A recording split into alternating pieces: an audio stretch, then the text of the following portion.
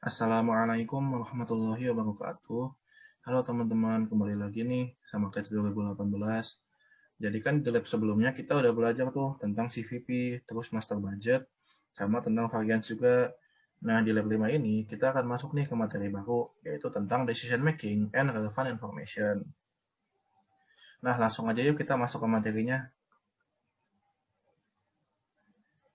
Nah, pertama-tama kita harus tahu dulu nih, apa sih decision making itu? Nah, jadi pengertian dari decision making atau pengambilan keputusan itu adalah proses pemilihan dari sekian banyak alternatif yang tersedia. Jadi pengambilan keputusan itu sebetulnya bisa dilakukan siapa aja dan dalam perkara apa aja. Bisa dilakukan oleh manajer di perusahaan atau juga bisa dilakukan oleh seorang anak kecil di keluarganya. Tapi tetap saja tergantung kapasitasnya masing-masing karena pengambilan keputusannya pun juga berbeda apa yang akan diputuskan. Jadi kembali lagi kepada hakikatnya dan kapasitasnya masing-masing. Hanya saja yang akan kita fokuskan di materi kali ini adalah pengambilan keputusan yang dilakukan oleh para manajer di perusahaan. Nah, jadi para manajer di perusahaan itu dalam pengambilan keputusannya akan memanfaatkan model keputusan. Apa sih model keputusan itu? Jadi model keputusan atau decision model adalah metode formal dalam pengambilan keputusan yang melibatkan analisis kuantitatif dan kualitatif. Sebagaimana kita tahu kan kalau kuantitatif itu yang bisa diukur dengan angka, sedangkan kalau kualitatif itu yang sulit diukur dengan angka. Nah, tentang kuantitatif dan kualitatif ini akan kita bahas lagi nanti di bagian berikutnya. Nah, jadi dalam menggunakan model keputusan ini, manajer juga akan memanfaatkan informasi relevan yang disediakan oleh akuntan manajemen. Nah, dalam pengambilan keputusannya, seorang manajer itu nggak langsung mengambil keputusan, tapi ada tahapan-tahapannya dulu. Nah, tahapan-tahapannya itu bisa diringkas menjadi 5, yang biasa disebut 5-step decision making process. Nah, bisa kalian lihat di kiri atas itu, kita akan masuk ke tahapan pertamanya. Nah, jadi tahapan pertamanya itu adalah mengidentifikasi masalah. Jadi, seorang manajer itu harus tahu dulu nih, harus mengidentifikasi dulu kira-kira ada masalah apa sih yang akan menimpa perusahaan, yang akan dihadapi oleh perusahaan. Jadi harus tahu dulu masalahnya apa. Kemudian tahapan keduanya adalah mengumpulkan informasi. Nah, setelah masalah berhasil diidentifikasi, seorang manajer itu perlu mengumpulkan informasi terkait masalahnya itu, supaya pemahaman manajer terkait masalahnya itu bisa lebih mendalam dan lebih menyeluruh, supaya pemahaman terkait masalahnya itu nggak setengah-setengah atau bahkan nggak paham sama sekali. Jadi informasi ini dibutuhkan agar manajer itu paham terkait masalahnya. Nah, kemudian setelah informasi dikumpulkan, manajer akan menyusun prediksi terkait masa depan. Jadi dari informasi yang dikumpulkan pada tahap kedua, itu bakal dipakai oleh manajer untuk menyusun prediksi terkait masa depan. Jadi prediksinya itu bisa aja terkait misalkan biaya yang akan dikeluarkan oleh perusahaan atau pendapatan yang mungkin akan diperoleh oleh perusahaan pada masa depan. Tapi nggak cuma terbatas pada biaya atau pendapatan aja, bisa juga menyangkut aspek lainnya. Nah, kemudian tahapan keempat itu adalah memilih salah satu dari alternatif opsi yang tersedia. Nah, jadi setelah menyusun prediksi itu, manajer kan punya opsi ya, mungkin opsi A, opsi B, opsi C. Nah, manajer itu akan memilih opsi yang dirasa paling tepat dan paling selaras dengan strategi dan tujuan perusahaan. Nah, kemudian masuk deh ke tahapan terakhir. Setelah manajer itu memilih salah satu alternatif, kemudian manajer itu akan mengimplementasikan keputusan, kemudian dievaluasi dan melakukan pembelajaran. Nah, jadi kan tadi udah memilih kan, sudah memilih opsi. Nah, opsinya itu nanti akan diimplementasikan sehingga dijalankan secara nyata. Nah, sembari dijalankannya keputusan itu sembari diimplementasikan, manajer juga akan mengevaluasi kinerja aktual perusahaan dan membandingkannya dengan kinerja yang diharapkan. Nah, kemudian kalau misalkan dari kinerja itu ada kekurangan-kekurangan, itu akan dievaluasi.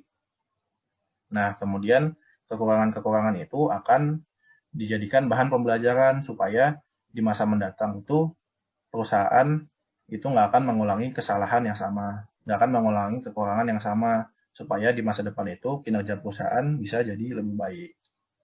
Nah, sebenarnya 5-step decision making ini bisa diterapkan juga untuk kehidupan sehari-hari.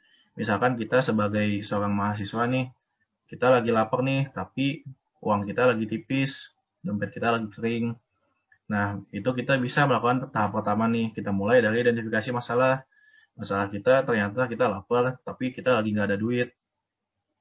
Nah, kemudian kita mulai ngumpulin informasi nih, kira-kira restoran atau warung apa sih yang cocok sama budget kita, sama uang kita yang tipis itu, yang tinggal sedikit. Nah, tahapan ketiganya tuh kita susun nih prediksi masa depan. Kalau kita di warung A, nanti keluar duitnya seberapa. Kalau kita di warung B, keluar duitnya seberapa. Nah, itu kita menyusun prediksi. Kemudian kita akan memilih alternatif opsi yang kita rasa terbaik.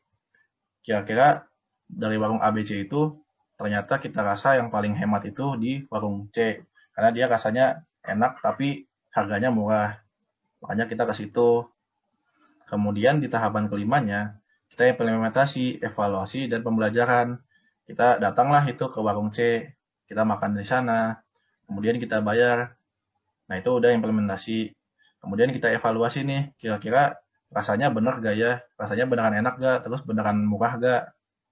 Nah, kemudian kalau ternyata tidak sesuai ekspektasi kita, mungkin rasanya kurang pas, udah gitu ternyata harganya di luar budget kita jadi pembelajaran deh.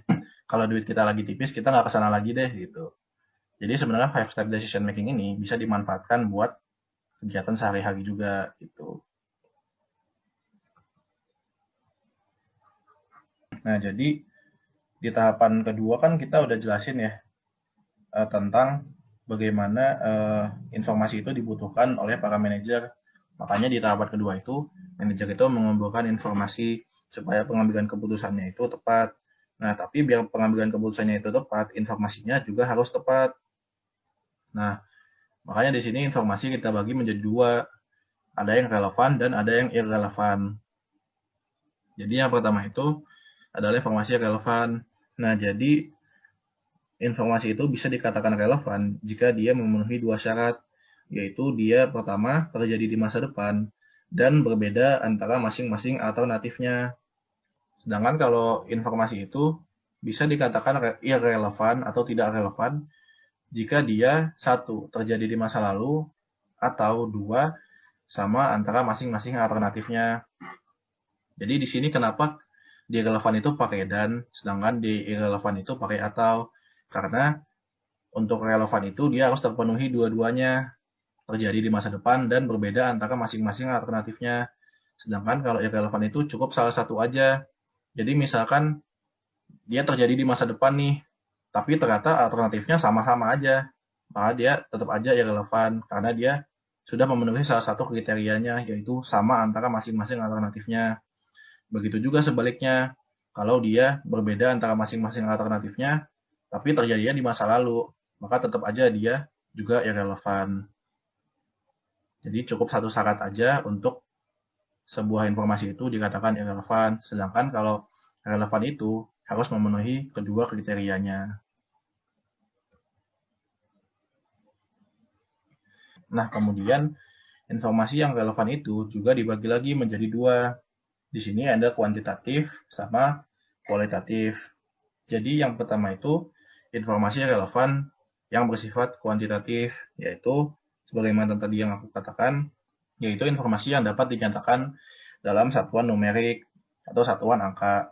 Nah, kuantitatif ini juga bisa dibagi lagi menjadi dua, yaitu yang finansial sama yang non-finansial. Kalau yang finansial itu, dia dinyatakannya berdasarkan satuan moneter atau satuan uang. Contohnya itu biaya bahan baku, terus biaya pemasaran, dan juga pendapatan penjualan. Nah, itu kan bisa dinyatakan dalam satuan uang. Biaya terus pendapatan itu kan bisa dinyatakan dalam rupiah, dalam dolar, atau mata uang lainnya. Sedangkan kalau yang non-finansial itu informasi kuantitatif, tapi dinyatakannya dalam satuan selain satuan uang. Misalkan nih, Contohnya itu jam penggunaan mesin atau jumlah pemesanan bahan baku. Jam penggunaan mesin itu kan angka ya. Misalkan kita pakai 5 jam. 5 jam itu kan angka, tapi dia satuannya bukan rupiah, bukan dolar, tapi satuannya jam, 5 jam. Begitu pula jumlah pemesanan bahan baku. Misalkan memesan bahan baku itu 5 kali. 5 kali itu kan satuannya bukan rupiah, bukan 5 rupiah, bukan 5 dolar, tapi 5 kali. Itu untuk yang kuantitatif. Kemudian yang kedua itu adalah informasi kualitatif. Nah, kualitatif itu adalah informasi yang sulit diukur secara tepat dalam satuan numerik, atau bisa dibilang sulit dinyatakan dalam satuan angka. Contohnya itu moral karyawan. Kan moral karyawan itu kita nggak bisa dong, atau minimal susah lah buat dinyatakan dalam satuan angka. Nggak ada satuannya. Karena moral karyawan itu kan agak abstrak, makanya dia kualitatif. Nah, kemudian ada beberapa nih key terms atau kata kuncinya di dalam materi decision making ini. Yang pertama itu adalah relevant revenue or cost.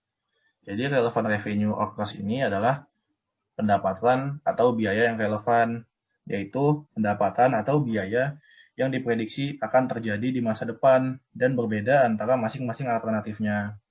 Nah, bisa diingat lagi tadi yang kriteria informasi relevan, yaitu terjadi di masa depan dan berbeda antara masing-masing alternatifnya.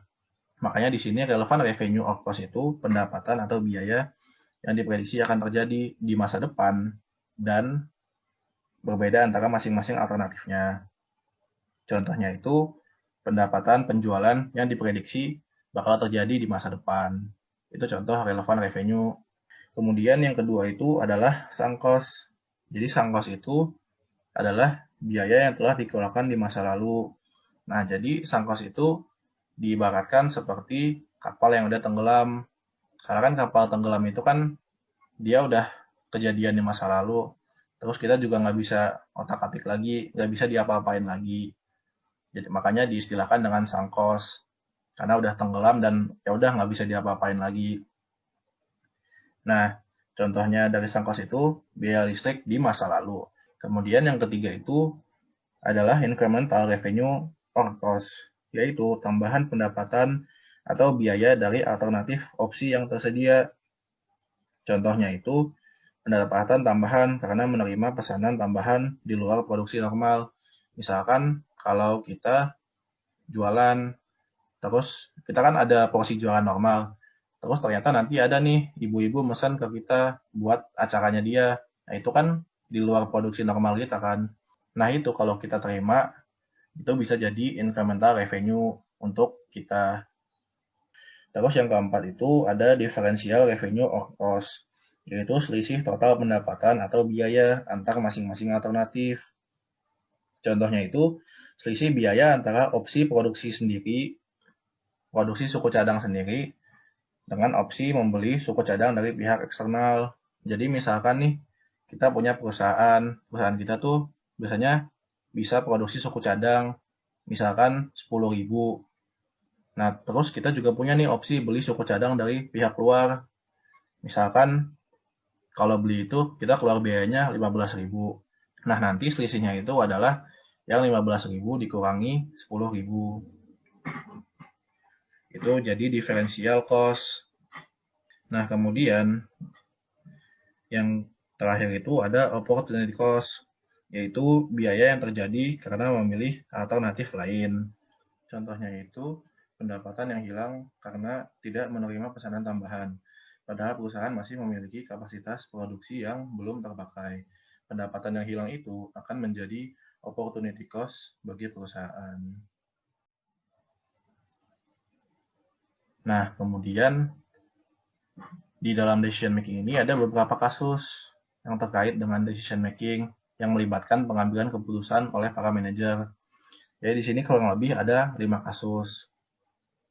Nah, jadi kita masuk dulu nih ke kasus pertama, yaitu one time only special order, atau bisa dibilang pesanan khusus gitu. Jadi one time only special order itu adalah penimbangan apakah sebaiknya perusahaan menerima atau menolak pesanan khusus yang muncul hanya sesekali. Nah, jadi pesanan one time only special order ini biasanya dilakukan dalam jumlah besar dan dengan harga satuan yang lebih murah daripada harga normal. Nah, jadi kalau misalkan nih di UMKM yang jual makanan, itu kan biasanya ada pemesanan dari ibu-ibu, mungkin dia ada hajatan. Terus juga misalkan harganya itu lebih murah dan mesennya itu banyak. Nah, itu contoh one time only special order. Itu pada UMKM. Sedangkan kalau pada perusahaan besar itu, biasanya one time only special order itu terjadi kalau ada transaksi B2B atau business to business. Yaitu biasanya satu perusahaan, yaitu satu bisnis itu melakukan pesanan khusus ke perusahaan atau bisnis lain. Karena ada kegiatan khususnya dia. Seperti itu. Kemudian yang kedua itu ada product or sales mix. Jadi product or sales mix ini adalah pertimbangan apakah sebaiknya perusahaan melakukan bauran produk atau penjualan dengan menambah varian produknya ataukah tetap memproduksi satu varian produk aja. Contohnya itu kalau kita pakai catch ubi, contohnya itu misalkan kan catch ubi itu produksi putu ayu. Nah, jadi pertimbangannya itu apakah catch ubi mau jualan putu ayu aja tetap atau mau nambah nih, mau nambah bolu kukus. Nah, itu namanya kasus product or sales mix. Kemudian yang ketiga itu ada kasus repair or replace. Jadi repair or replace itu pertimbangan apakah sebaiknya perusahaan memperbaiki peralatan lama yang telah rusak atau menggantinya dengan membeli peralatan baru. Jadi kalau misalkan kita ada mesin rusak, nah mesin rusak itu bisa diperbaiki, tapi bisa juga diganti karena kita beli baru. Itu contoh kasus repair or replace. Nah, biasanya tuh kalau kita milih replace, seringkali tuh perusahaan bakal ngejual juga peralatan yang udah lama. Kayak tadi mesinnya itu udah rusak. Misalkan mesin kita udah rusak. Nah, kalau kita milih replace, mesinnya itu biasanya dijual juga sama perusahaan. Nah, kemudian masuk ke kasus yang keempat, yaitu make or buy atau insource or outsource. Nah, jadi kasus ini tuh yaitu pertimbangan apakah sebaiknya perusahaan itu memproduksi barang dan atau jasa secara internal atau insourcing, ataukah sebaiknya perusahaan itu membeli barang dan atau jasa tersebut kepada supplier eksternal atau biasa disebut juga outsourcing.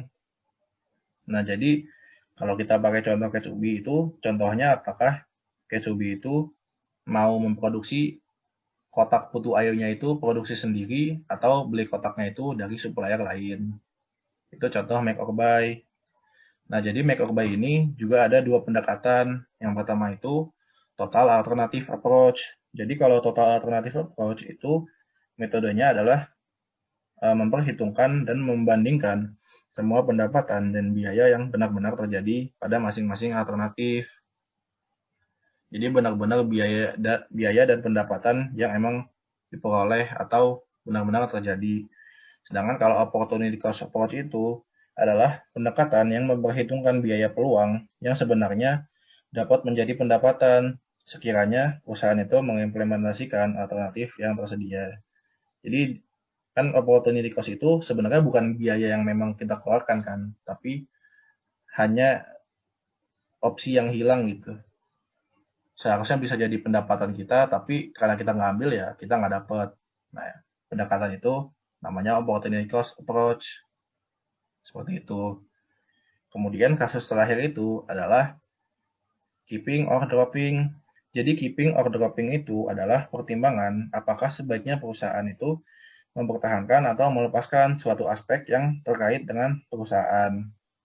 Nah, jadi keeping or dropping itu biasanya terjadi pada customer atau branch. Jadi pada pelanggan atau kantor cabang yang dirasa merugikan. Nah, contohnya itu Ketsubi itu memberhentikan toko Ketsubi yang cabang Bekasi karena dirasa kurang menguntungkan. Nah, aku mau tanya nih, kalau menurut kalian, sekiranya perusahaan itu punya customer atau kantor cabang yang emang merugikan dan bisa dibilang profitnya dia itu emang minus gitu, dan rugi terus. kira-kira itu keputusannya bakal selalu di drop aja atau kadang bisa di keep juga. Kalian bisa tulis di komen ya. Jangan lupa nama, NPM, dan kelasnya. Silakan dijawab untuk kalian dapat poin. Nah, kemudian kita masuk nih ke contoh soal. Jadi di sini ceritanya Blue Period Company itu sedang mempertimbangkan untuk membeli suku cadang. Nah, belinya itu dari eksternal. Tapi sebelumnya itu mereka selalu bikin suku cadang itu secara internal. Nah, ini ada data biaya yang akan dikeluarkan Blue Period pada tahun ini. Nah, Blue Period itu dulu produksi 250.000 unit. Dan tahun sekarang juga butuh 250.000 unit. Nah, kemudian jika Blue Period itu membeli suku cadang dari supplier luar, si perusahaan ini bisa mengeliminasi 40% dari biaya FOH tetap. Nah, kira-kira menurut kalian ini mendingan Blue Period itu produksi sendiri atau beli aja ya? Nah, jadi kan dari kasus ini kita bisa tahu kalau ini adalah kasus make or buy atau in-source or outsource. Karena ini terkait produksi sendiri atau kita beli dari luar. Jadi di sini ada data biayanya yaitu purchase price-nya itu $64 per unit. Terus kalau produksi sendiri itu ada biayanya DM-nya itu $36 per unit, kemudian DL-nya itu $10 per unit, variabel FOH-nya itu $6 per unit, dan fix FOH-nya itu $5 juta. Nah, kemudian untuk pembahasannya, nah ini jawabannya. Jadi di sini kita pakai opportunity cost approach. Jadi pertama-tama kita ngitung nih dari masing-masing opsi. Pertama kita hitung dulu purchase cost-nya. Purchase cost-nya itu kan tadi $64. Kemudian dikali dengan 250.000 unit. Kemudian akan ketemu $16 juta. Itu untuk opsi buy. Sedangkan untuk opsi make atau bikin sendiri itu kita ngitung dari biaya DM-nya. DM-nya itu $36 dikali 250.000 akan ketemu $9 juta. Kemudian DL-nya itu $10 dikali 250.000 unit ketemu $2.500.000. Kemudian variabel FOH-nya itu $6 dikali 250.000 unit akan ketemu $1.500.000.